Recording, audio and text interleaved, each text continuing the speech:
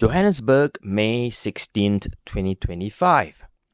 From the equator to the high veld, I landed not just in a new city, but in a space suspended between fatigue and fascination.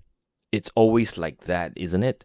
Long haul flights, that odd, timeless bubble. Singapore to Joburg or Johannesburg. Uneventful but heavy with that in betweenest, like time itself folded up in an airline blanket. Just before flying out, I caught Julian Wong's Tunggu Sekejap, or Wait a While, a tribute to P. Ramlee. Only managed one show, but what a show! It was tender, nostalgic, like the best kind of goodbye. While Yiping missed it, a last minute emergency in KL, flight delayed, that seat next to me empty. It's funny how travel often begins not with excitement but with something missing. That's how it was for me this time. A quiet seat, a soft ache. Packing? Oh, classic me, last minute frenzy. Our Grab driver in Singapore got distracted, one wrong turn, 3 stars. Not because I was angry, just sometimes the day leaves its fingerprints on the smallest things. When we landed in Johannesburg, Siching was already there. She came from London via Addis Ababa, tired, but you know that feeling, reunion after long distance? There's nothing quite like hearing a familiar voice again. Her smile, her stride, felt like home had landed in South Africa with me. Of course, our pre-arranged driver, nowhere to be found. But this young chap, taxi driver, offered his service right outside. There was a kind of hopeful hustle about him, the kind you only find in cities like this. He was persistent, charming even. We didn't take him up for the long term, but I appreciated his spirit. Survival here lives in spontaneity. Driving into Sandton, Joburg revealed itself slowly, not chaotic like Bangkok, not clogged like Jakarta. There's a whiteness here. Dry air, low sun, a city that breathes differently. The Protea Hotel Balalaika, or Marriott, sounds regal, doesn't it? It had the air of an old colonial club. I thought of the Selangor Club in KL, Kuala Lumpur. Wooden banisters, slightly formal staff, echoes of men in cravats who probably haven't been here in decades. And then, Daria. You probably know her, Taria's Sketchy Adventures. First time we met in person. Though we've circled each other online for years, we had coffee in the hotel lounge, swapping stories, sketchbook talk, shared laughter. There's something surreal about meeting someone for the first time and yet feeling like old friends. We walked to Mushroom Park or Mushroom Farm Park together. Didn't sketch, I was still wrapped in travel dust.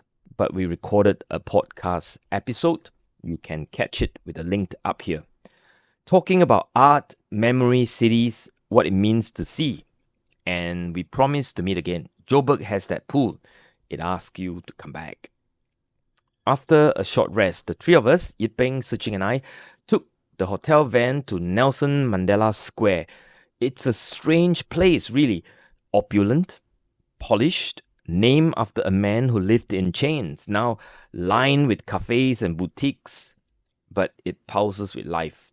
You see international brands and then something local that hums with rhythm. I found a jacket, earthy tones, not the bright orange I brought. That would have made me a walking target for wildlife at the safari later. Dinner was at Trump's Grill House, Carnivore Central.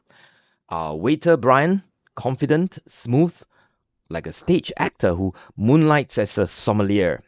We had Wagyu, decent, but I have had better in Japan.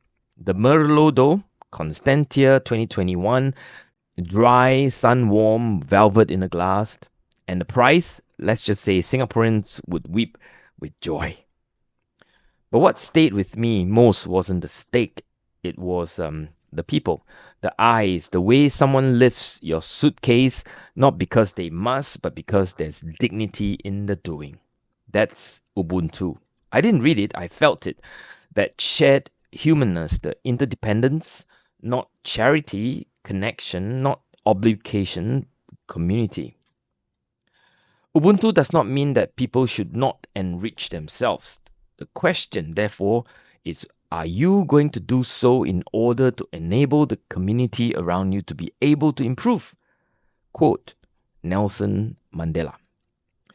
I come from a background where dreams had to wait. Today, I can afford to be here to sketch, to stay. That's a kind of wealth. But the deeper wealth, that's Ubuntu. The idea that I gain something. It should ripple. It should matter beyond me.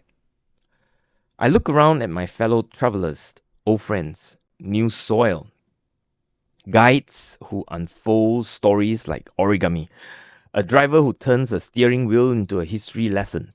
And I wonder, what's my part in all this? Maybe it's this, to listen, to sketch, to write, to give something back, not as a tourist, but as a witness. If these pages do anything, I hope they leave a trace of Ubuntu, not as a slogan, but a scent, a breath, a thread, one that ties us, even briefly, across oceans and time. That was day one.